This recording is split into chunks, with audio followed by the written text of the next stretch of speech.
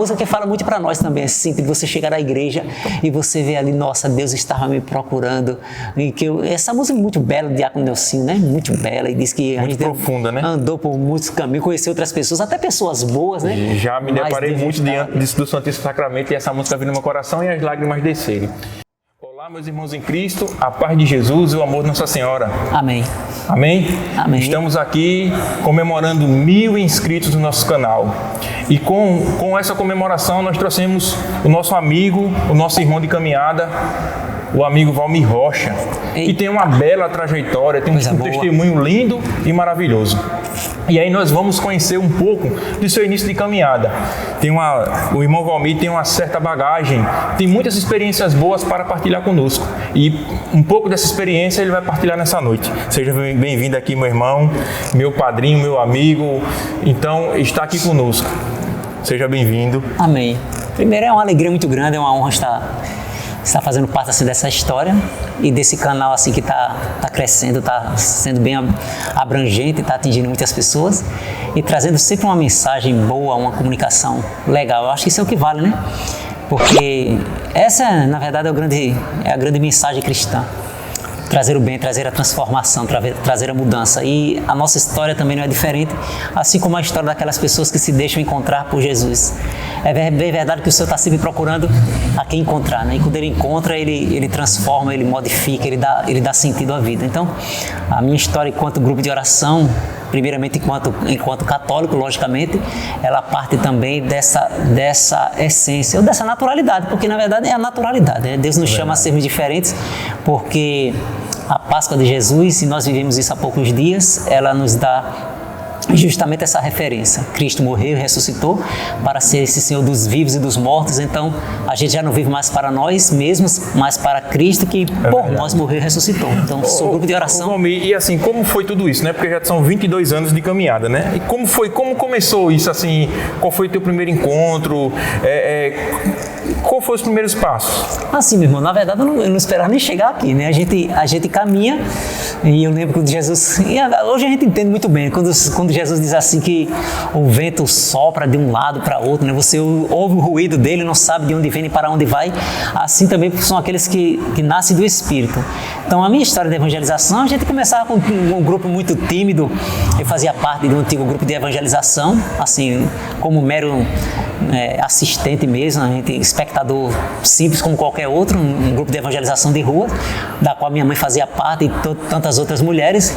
Como sempre a maioria dos grupos da igreja são mais dotados de mulheres, e eu ia para aquele grupo porque as pessoas sentiam assim, a necessidade de pessoas para fazerem leituras e tudo mais, né? Porque a gente era composto por muitas mulheres assim semi-analfabetas ou analfabetas em si. Então ali a gente participando daqueles encontros que era semanal. Bem humilde, né? Aquela simples, humilde, com poucos estudos, mas com uma alegria, com uma vibração muito grande. Eu acho que foi o primeiro passo que me chamou a atenção, já foi nisso aí, encontrar pessoas maduras, pessoas mais idosas e com aquela alegria, com aquela vibração, com um jeito diferente de cantar, independente de entonação ou não, mas sim um jeito diferente de cantar, de acolher, e que se encantava até quando chegavam as pessoas jovens. Eu fui muito bem acolhido nesse sentido. Eu acho que partiu daí, né? Essa acolhida, essa abertura. É interessante que muitas vezes a gente encontra em grupos mais maduros uma animação, uma alegria que muitas vezes em grupos jovens a gente não encontra, né?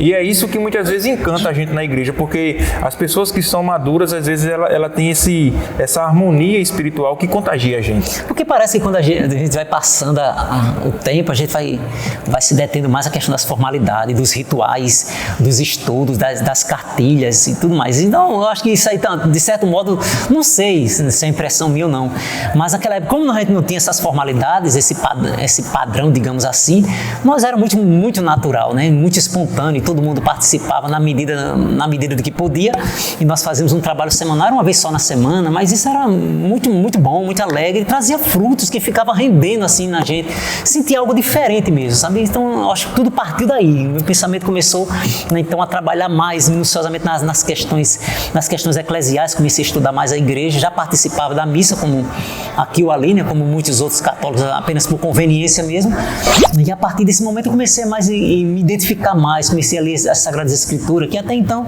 era mais para fazer alguma cópia da minha mãe que precisava, de fazer uma oração por escrito, coisa assim, mas para fazer esse trabalho próprio, esse trabalho pessoal. E a salvação ela é muito pessoal, né? Jesus que é um encontro pessoal com a gente. Eu acho que daí começou também a minha pobre experiência. Mas e no caso o senhor era jovem, na verdade, né? Era adolescente ainda e se encantou com aquele grupo de pessoas mais maduras. Já tinha, como geralmente a grande maioria dos católicos, é bom que se diga isso, os jovens eles têm a sua idade de fazer a primeira Eucaristia, depois eles entram para a questão da composição do sacramento da Crisma.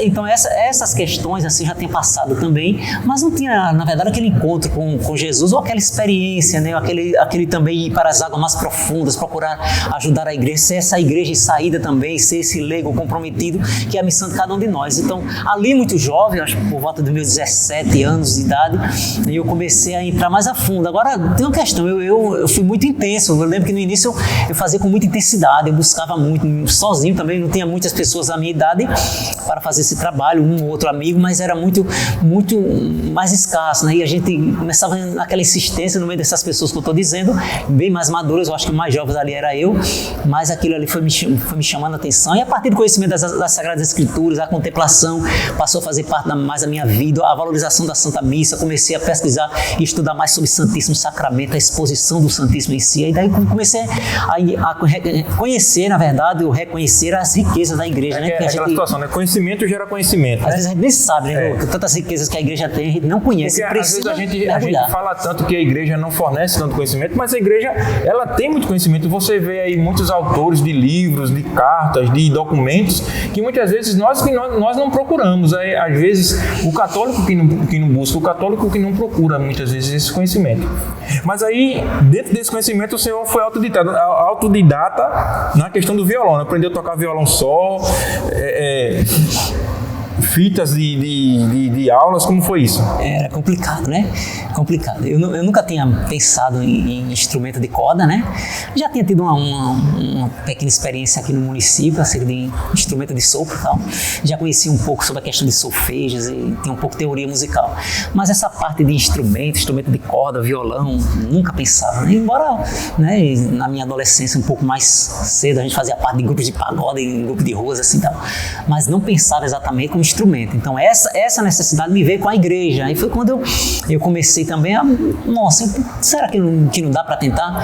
E daí também a gente sente mais um pouco o dedo de Deus, né? Daí mesmo, porque me arrumei um instrumento de segunda mão mesmo, um violão, e comecei a treinar, né? Naquela época, logicamente, não era como hoje, que a gente tem muito acesso aí através das redes sociais, né? E tantas plataformas digitais, a gente tem mais acesso hoje em dia que na época não se tinha, logicamente. Então você tem que procurar uma escola aqui, era complicado. Você vê a dificuldade que tinha antigamente para tudo, né? Que hoje tem internet, a internet é um mundo aberto, né? Pois é. E hoje em dia é mais fácil, mas antigamente era muito difícil você ter esse acesso a aulas, tudo você tem que comprar, tem que buscar em Recife. A gente mora no interior aqui em Pernambuco e tinha que comprar em Recife, e tudo era mais complicado. E você vê como o dedo de Deus vai agindo. A gente conseguiu um violão emprestado, um violão segunda mão, e foi assim, foi adquirindo esse conhecimento, que muitas vezes a gente deixa de procurar, deixa de crescer na fé porque a gente não busca. A gente está sempre dependendo de outros. E na época eu não dependia de ninguém. Eu sabia que o que eu trouxesse de novo ali, embora não com perfeição, embora não com essa qualidade, mas eu trazer algo de novo já era, de fato, era um brilho a mais, logicamente, nos nossos encontros, que eram encontros muito simples. Então, claro que como todo iniciante, a gente fica ali atropelando nota, fica atropelando muita coisa, a gente entra subtonado, mas a alegria, enfim, isso era que... O desejo de servir, né? E, logicamente, a mensagem era transmitida, porque o encontro tinha muito fervor, muita alegria. Porque o que nos traz alegria na missão em si é o desejo de servir. Quando a gente serve e satisfaz a vontade de Deus, a gente se sente bem, não é verdade? Então é esse o desejo de servir. Olha, se você está aí assistindo o nosso canal, não deixa de se inscrever, ativa o sininho e compartilha, tá? É muito importante você compartilhar, porque esse testemunho vai chegar a várias pessoas. Ô Valmir, e a renovação carismática, como é que surgiu? Bom, a renovação carismática eu não conhecia, né? Eu não conhecia o que era a renovação carismática católica. Eu fui uma pessoa, como falei, muito aberto. Eu sentia essa necessidade, eu acho que já era um impulso de Deus, porque como a nossa paróquia ainda não tinha essa experiência, não tinha vivido, não tinha trago nada semelhante de eventos, por exemplo, a gente não tinha tido nada disso. Então, naquela época também a questão de televisão aberta, nós não tínhamos acesso, a internet a gente não tinha acesso, como hoje muito facilmente você encontra no YouTube ou tantos outros canais, mas a gente não tinha, né? Eu lembro que o que tinha na época era Padre Marcelo Rossi, uma rádio AM, né? Aqui, a Rádio Olinda aqui em Pernambuco, e Padre Marcelo fazia uns trabalhos assim na AM, aquela coisa chiando, era bem qualidade complicado. Nossa, complicado demais. Né? Mas como eu disse, eu tinha muita sede, né? Então eu começava a participar ali, escutando na rádio, às vezes fazendo oração, ajoelhado de lado do rádio, assim, era participar de vigília, uma vez ou outra participar de vigília, sozinho lá, e aquela coisa, com a Bíblia de lado, e comecei a estudar. Daí, assim, como a gente falou no início aqui, a Igreja Católica ela é rica em conhecimento, e às vezes a gente não tem essa abertura para querer aprender da Igreja, e fica atribuindo assim, essa responsabilidade a outras pessoas, o que cabe a cada um de nós. Eu, por exemplo, não conhecia a questão do catecismo da Igreja Católica. O que eu tinha acesso era o que nós, hoje, muita gente se limita a ter, que é aquele meu pequeno catecismo, que você simplesmente recebe, né? O meu pequeno catecismo, aquele livreto bem pequenininho, que é geralmente lá para os catequizandos de primeira Eucaristia, mas não sabia da riqueza que é o catecismo da Igreja Católica. E, de fato, foi um grande marco na minha vida ter conhecido o catecismo, estudar isso ao lado da Sagrada Escritura. Mas mais para frente eu também tive a oportunidade de estudar teologia pastoral, mas é uma longa história. Se a gente for falar aqui, eu acho que não a gente vai ter que deixar para outro momento sair, mas assim... A história é longa, né? A história é longa. E aí, Retiro de Carnaval, veio a renovação carismática, e o senhor se inseriu nesse contexto de renovação carismática e coordenou o grupo de oração. Foi o primeiro coordenador e coordenou por 6 anos. E aí? Engraçado, a renovação carismática, ela, como eu disse, a gente não tinha tido acesso ainda a um encontro físico assim concreto, e foi trago uma vez um movimento aqui, uma tarde de louvor com um grupo da renovação carismática, e esse grupo chegou na minha cidade, e logicamente eu vim participar porque alguém estava lá nos enunciados, vai vir a renovação carismática para Chão da Alegria, vai ter um evento. Nossa, eu fiquei curioso com aquilo, porque até então o pouco que eu conhecia era, como falei, através de rádio, de uma missa, às vezes que a gente assistia com o Padre Marcelo Rossi, uma missa que passava nos domingos pela manhã na Rede Globo, acho que 6 horas da manhã, se não me engano. Oração em língua, dom do Espírito Santo, nem... Nossa! Né? E como ficou, a gente teve essa oportunidade de ter essa tarde com um grupo da Renovação Carismática, veio para aqui para a igreja, para a matriz, e celebrou conosco, que não foi alguém, como eu disse, que fizesse parte da Renovação Carismática. Essa pessoa ainda hoje está na igreja, está bem inserida em pastoral, mas não fazia parte da Renovação Carismática. E ali a gente se sente como Deus já tocando, né? E eu participando daquilo. Aquilo me trouxe uma vibração, um fervor, uma sede, um desejo de procurar. E foi daí que a gente começou a procurar dentro da nossa diocese, que já tem alguns grupos, que já fazia parte, grupos mais antigos. Hoje a gente está com nossos 22 anos, mas tem grupos bem mais antigos que isso. Então, aí trouxe essa relação, né? Aquele grupo é um povo animado, um povo alegre, um povo que está rindo, brincando com tudo. Começamos a fazer parte de formações diocesanas, porque a formação também é importante, né? Que faz a gente entender o movimento, o nosso limite, como é que funciona. Toda essa questão de dons carismáticos, de seminários de vida, seminários de dons, a gente foi participando aos poucos. E o grupo surgiu espontaneamente, né? Essa questão, até o nome do grupo de oração Água Viva, ela surgiu entre nós porque era algo que fazia muito parte do nosso contexto, nas nossas pregações, nos nossos exemplos, a forma como nós nos saudávamos, a forma como nós levávamos a mensagem nos encontros de rua para as casas. Jesus é a fonte de água viva, Ele é a água viva que vem para mudar, que vem para nos lavar, né? Era muito conhecida, até hoje na igreja, a questão de Jesus e a samaritana, né? Ali no Poço de Jacó, João capítulo 4. Então essa passagem assim foi trazendo essa identidade, foi algo muito, muito impactante, sabe? Grupo de oração Água Viva, grupo de oração, se eu te der dessa água, você nunca mais terá sede, nem vai precisar vir aqui mais para buscar. Então a Água Viva foi algo que já nos impactou desde cedo, e a gente tem tentado levar, né? Levou, e até hoje continua, e graças a Deus, só bênção de Deus. Aí veio Água Viva, casamento. Nosso grupo era quase que uma comunidade, porque começando aquele grupo, como eu disse no início, a gente não tinha essa questão de jovens, mas a partir do momento que se deu a abertura e que se oficializou um grupo de oração, que no início, como eu falei, a gente tinha muito desejo, mas tinha pouca formação, pouco conhecimento. Não entendia muito, mas ia fazendo até para você ver, criar experiência, antes do próprio grupo de oração Água Viva, veio um coral Água Viva. Começa um coral Água Viva, ser um grupo de oração Água Viva, onde nós não temos a definição de ministérios, pregação, intercessão, cura interior, né? Deus vai agindo em várias situações até chegar onde ele Deus quer. Deus foi costurando ali, foi fazendo a gente entender que cada um vai se situando depois, né? Aonde ele queria, né? Se você quiser que eu fale da experiência por exemplo, dos retiros de carnavais, que é outra história, eu acho que só isso aí daria outro tema. Retiro, acho que a gente deve fazer um momento só para retiro, porque cada retiro tem uma história. Porque depois vieram os retiros de carnavais que tornaram-se ininterruptos até hoje, né? A gente só parou por conta dessa pandemia. Só fazer um spoiler aqui, teve um retiro que não tinha banheiro e a gente, na época, não estava ainda, mas aí tinha que fazer a necessidade dentro dos matos mesmo. Então cada retiro é uma história e o retiro não perdeu a graça e não perdeu o encanto, nem Deus deixou de agir por causa das dificuldades que existiam e que a gente encontrou no meio do caminho, né? A gente, por exemplo, foi para um retiro, acho que foi o meu primeiro retiro, que não tinha água, aí a gente teve que comprar tubulação, fazer um monte de coisa, não tinha energia, a cisterna estava furada, a caixa d'água estava furada, enfim. Mas isso aí é assunto para outra situação. Se a gente for falar de retiro de carnaval... Aí o senhor casou, teve 3 meninos com Tina, Ana Cristina, minha comadre, e... Como foi essa experiência? O senhor foi o primeiro casado, na verdade o segundo, né? O segundo casado do grupo de oração. O segundo. Porque o primeiro foi João. Não, teve Josué. Teve Josué também. João Josué. No caso, eu fui o terceiro, né?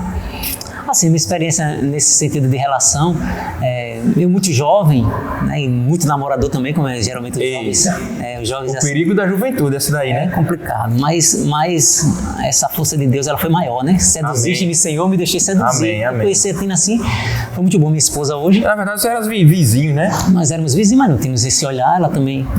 A gente crescendo adolescente, e como eu falei, como eu não tinha essa preocupação por namoro, então não queriam as pessoas certinhas, pessoa de família. Ela é uma pessoa de família, eu nunca olhava muito nesse sentido, porque eu não queria namorar, eu tinha muito essa consciência. Eu não queria namorar sério, então não queria também, logicamente, tá ficando com um, com o outro, assim, querendo mexer com o sentimento das pessoas, e eu sempre tive essa consciência.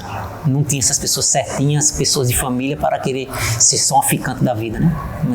Mas aí eu comecei, na época, eu comecei a fazer parte de um grupo jovem também, que na cidade tinha um grupo jovem, mas mais limitado, sem essa fusão, sem essa vibração. Como eu disse, eu tinha muito essa sede de querer pular, de querer levantar os braços, de querer... Né? E a gente não tinha muito esse... Mas mesmo assim eu não deixei a missão, né? Eu não deixei a igreja. Eu lembro que quando eu ia para lá, sempre aos domingos, não para casa da namorada, aos domingos.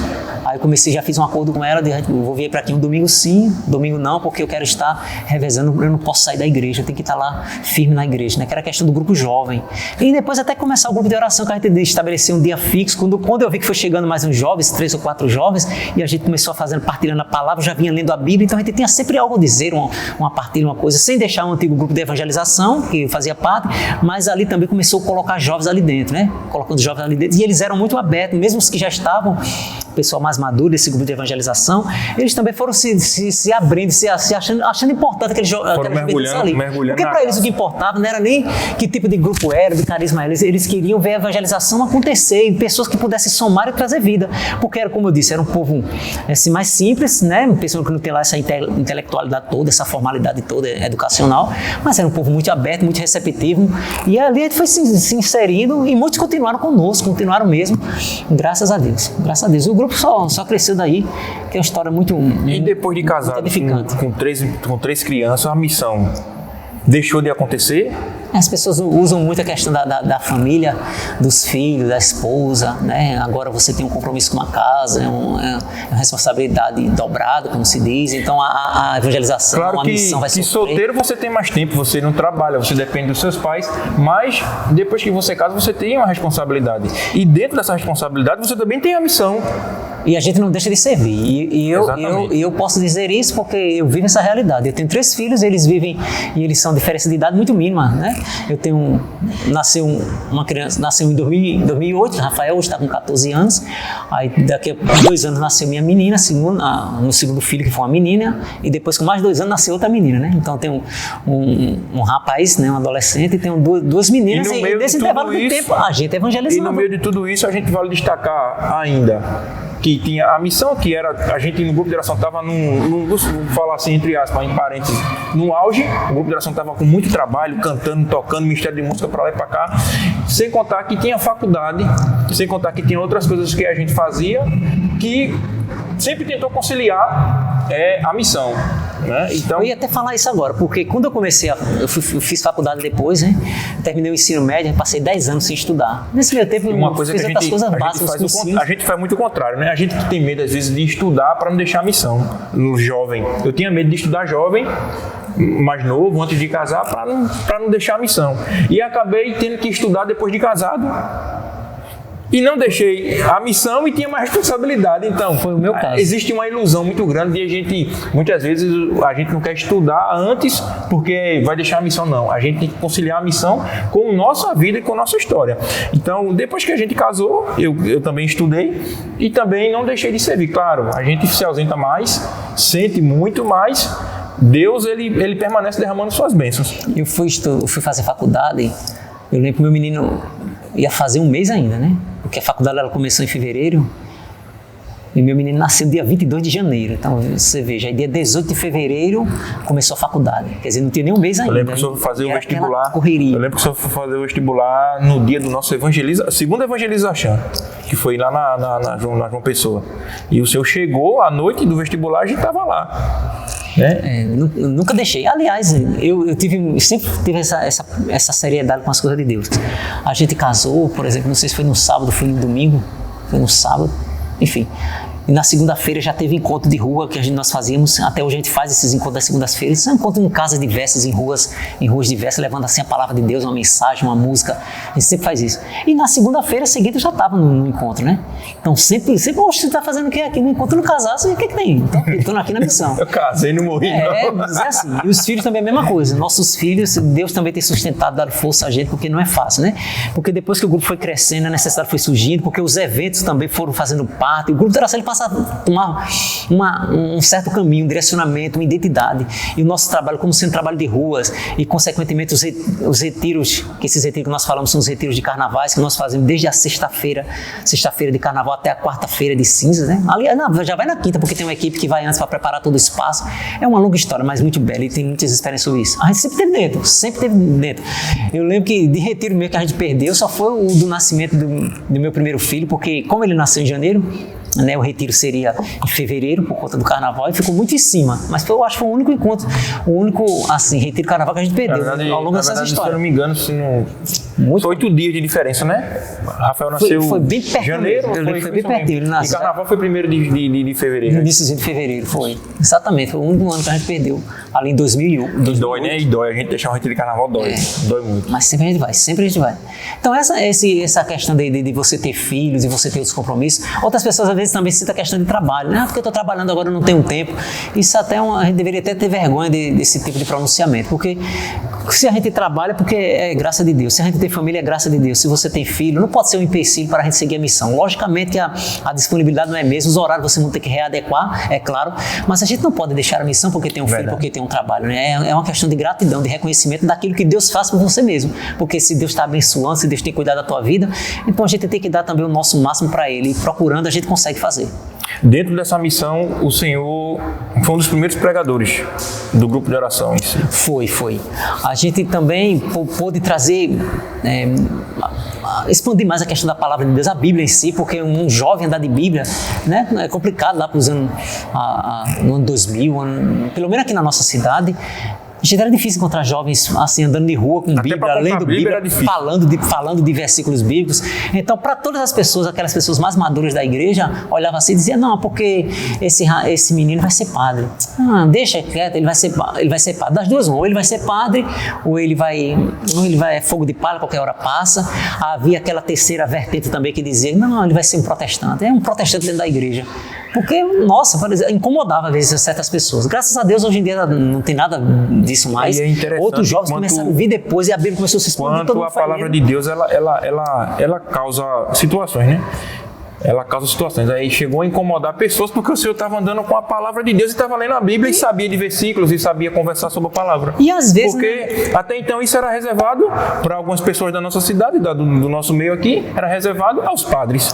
É isso que eu ia dizer. Às vezes não é nem por questão de maldade das pessoas. É a forma como ela foi educada. A gente entendia sempre que fazer parte de uma leitura bíblica, de partilhar a palavra, leitura com fundamentação. Ou a pessoa é padre, está no seminário, um diácono, coisa assim. Então, um leigo que não tem esses pensamentos mais voltados para a vida religiosa, para a consagração religiosa, ele não pode estar com essas preocupações. Então, para muitas pessoas era porque mais cedo ou mais tarde eu estaria entrando no seminário, né? Era o que se pensava, né? E hoje em dia, todos nós, a Bíblia faz parte da nossa, indispensável, né? Da nossa vida. E aí, no meio de tudo isso, o padre chamou o senhor para ser ministro extraordinário da comunhão eucarística. O meu irmão foi primeiro, né? Meu irmão José Rocha também, hoje faz parte do grupo de oração, é pregador também do grupo de oração. E eu estou aqui na igreja também como pregador do grupo de oração, como ministro extraordinário da comunhão eucarística, né? Fiz teologia pastoral depois, com muita dificuldade, mas eu fiz porque nesse meio tempo foi quando eu comecei também a faculdade, uma loucura. Minha esposa também faz parte do Ministério de Música, então o nosso trabalho é um trabalho muito intenso, né? Estou aqui agora, por exemplo... A nossa ideia desse testemunho não é engrandecer o seu nome, mas que mostrar o que Deus fez e a entrega que o Senhor fez a Deus mediante os chamados. Sentir esse prazer de ver a primeira vez a renovação carismática, esse desejo de servir, ter filhos, ter várias atividades na vida pessoal, na vida particular, mas também não deixar de servir a igreja. Isso é importante. O que muitas vezes as pessoas colocam como um obstáculo, pra gente nunca foi obstáculo. Não é porque nós somos melhores, não. É porque a necessidade de servir a Deus é maior. E a gente tem essa consciência, né? Porque à medida que você vai conhecendo a Bíblia, a Sagrada Escritura, você vai vendo os testemunhos, as curas de Jesus, sobretudo a sua mensagem, a acolhida como ele fazia em relação aos pecadores. Quanta coisa Deus já fez por meio da gente. Não porque nós somos melhores. Quantas curas, quantos milagres, quantos retiros de carnavais, quantos louvores, quantos momentos de oração que Deus curou, libertou e agiu. Não porque nós somos melhores, mas porque Deus usou desse momento, né? Então, é a vontade de Deus que nós queremos fazer. E eu sei que o senhor tem uma bagagem, tem muita coisa para falar, mas vamos deixar para o próximo vídeo, deixar para outro momento. E você aí que assistiu, que gostou, curte, aí deixa seu like, comenta e compartilha. Isso é muito importante para a evangelização, porque talvez alguém seja tocado, ou melhor, alguém vai ser tocado com esse momento. Não é verdade? E certamente assim, Dallas, com esse canal, um canal muito bom, um canal que só tende a somar nessa questão de enriquecimento da fé. A gente tem muita coisa a partilhar ainda, né? Tem a própria história minuciosa do grupo, com temas específicos, porque a gente tem experiência sobre os trabalhos de rua, sobre as formações de seminários de vida, sobre as questões de contaminação espiritual, que com tudo isso a gente trabalhou no início, sem conhecer muita coisa. As vigílias, questão de perseguição em relação a opiniões de sacerdotes e tudo mais, que eu acho que todo grupo de oração também já passou por isso. A história dos casamentos também, a nossa juventude, quantos matrimônios foram realizados? Hoje a grande maioria. Chegou um tempo que todo ano casava 2, 3, né? 2, 3. Hoje em dia nós somos, por exemplo... quando tinha filhos era... Todo ano, quando tinha filhos, era 2, 3, tinha filhos no mesmo ano. Pois é. E foi sempre uma bênção. O nosso grupo de oração hoje, nosso meio, né? Nosso convívio de pessoas tem umas 30 crianças, eu acho. E é bonito demais. O senhor tem 3, eu tenho 2, mais 5. É encantador.